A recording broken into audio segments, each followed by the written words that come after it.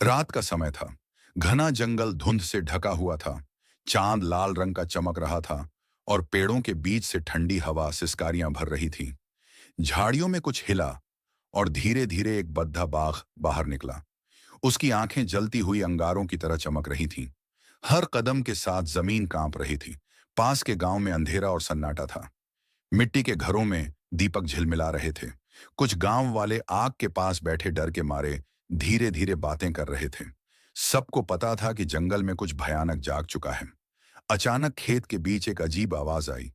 सबकी नजरें उस दिशा में गईं। वहां एक विशाल कद्दू उगा था, पर वो कोई साधारण कद्दू नहीं था। उसकी आंखें जल रही थीं और मुंह में एक तिरछी हंसी थी। चारों ओर धुंध फैल गई और आसमान में बिजली चमकी। कद्दू की चमक लाल होने लगी। जमीन फटने लगी। धुआं और आग निकलने लगी। उस आग में जैसे परछाइयां बन रही थीं, डरावनी आत्माएं। दूर एक चट्टान पर खड़ा बाघ ये सब देख रहा था। उसकी आंखों में आग जैसी चमक थी।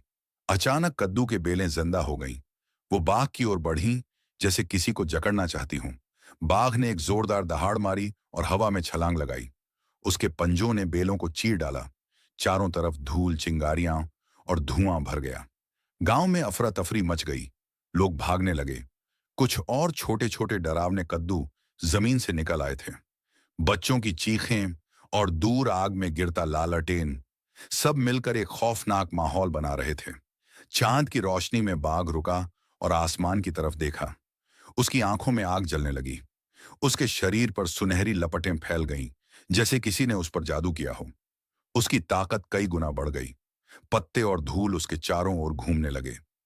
अब सामने वो दानवाकार कद्दू खड़ा था, पेड़ों से ऊंचा, मुंह से धुआं और आग निकल रही थी। बाघ ने जमीन पर पंजा मारा और आग की लकीर छोड़ते हुए उसकी तरफ दौड़ पड़ा। दोनों के बीच टक्कर हुई। बिजली जैसी आवाज गूंजी। जंगल कांप उठा। एक जोरदार धमाका हुआ। आग, धुआं और नीली नारंगी रोशनी फैल गई। बेलें राख में बदल गईं। कद्दू टुकड़ों में फट गया और उसके बीज आसमान में चमकते हुए बिखर गए। जब धुआं छौंटा तो बाघ शांत होकर जमीन पर खड़ा था। उसके पीछे उगता हुआ सूरज आसमान को सुनहरा बना रहा था। गांव वाले धीरे धीरे वापस आए।